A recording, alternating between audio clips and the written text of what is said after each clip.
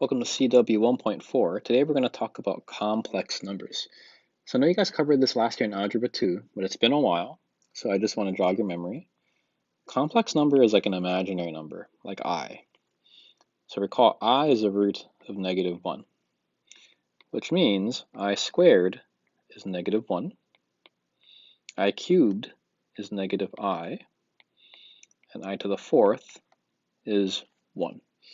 And I will always cycle through this, so I'll just write powers of I right here. And that's really all you need to know to do these kinds of questions. So look at example 1. This is basically just like algebra. Perform the indicate operations, writing the result in standard form. So I'm going to highlight standard form for you. For complex numbers, standard form is simply a plus bi, where a is the real component, and then your bi is your imaginary component.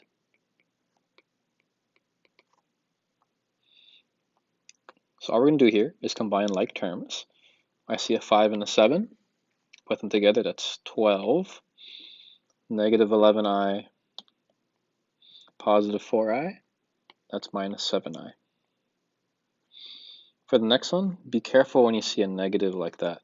I would say, unless you're really good, don't do this in your head, just write it out. This would be positive 11, positive 6i, and I'm going to write 6 plus 7i. Notice how I'm putting the real component first and the imaginary component second. That is going to be a typical answer. Standard form is typically written in that way. Okay, let's move on to some harder examples.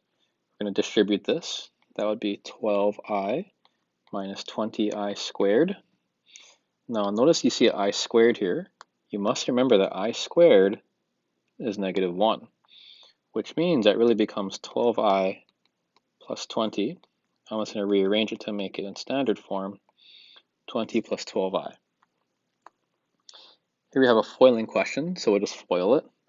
That'd be -14 minus 35i plus 6i plus 15i squared. Once you get good at this, just look at that 15i squared and think, I know what that is. That's just -15. And now just combine the real part. That would be -29, and then the imaginary part would be -29i. And there we go. Okay, next one, using complex conjugates to divide. So this is going to be an important concept for you. This this word should look familiar, conjugate. In trigonometry, you should have covered this extensively. The conjugate of a plus b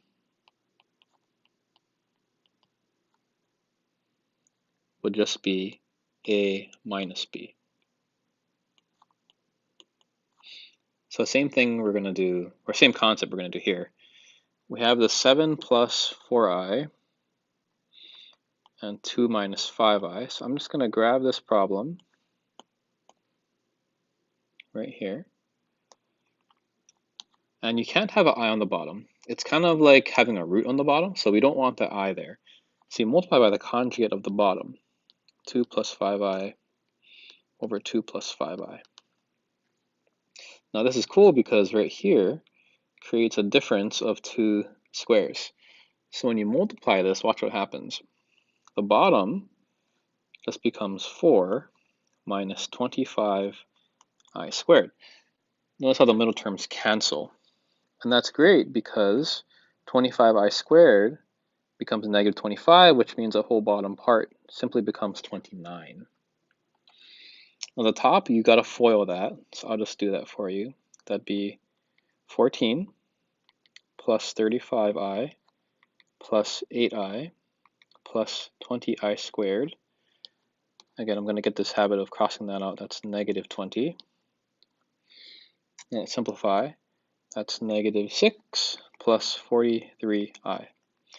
Now, if you left it like that, that actually wouldn't be full credit because notice how it always is going to say standard form. That's a plus bi, meaning they're two separate terms. So to fix that, it's actually quite simple. Just split the fraction. Again, in trigonometry, you should have had lots of practice with this. splitting fractions. And then there it is. Now our last example, solve using the quadratic formula. So the quadratic formula is something all of you should know.